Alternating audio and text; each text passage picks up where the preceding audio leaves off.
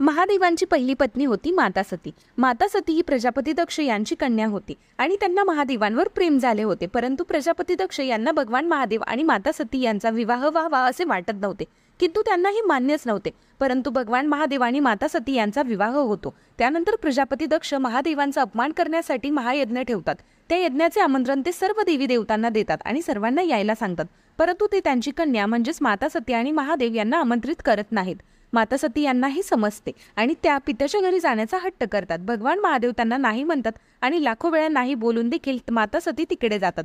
जेव्हा माता सती तिथे पोहोचतात तेव्हा त्यांना समजते की सर्व देवी देवतांचा तर इथे सन्मान होत आहे, परंतु भगवान महादेव यांचा सन्मान होत नाहीये। तेव्हा माता सती अत्यंत क्रोधित होतात आणि स्वतःला जाळून घेतात, ज्यामुळे हवन भंग होतो आणि तो यज्ञ संपन्न होत नाही। तेव्हा त्यावेळी भगवान महादेव अत्यंत क्रोधित होतात आणि त्यामुळे त्यांचा एक अवतार प्रकट होतो, ज्याचे नाव आहे वीरभद्र। आणि त्यांचे वीरभद्र रूप प्रजापती दक्ष यांचे डोके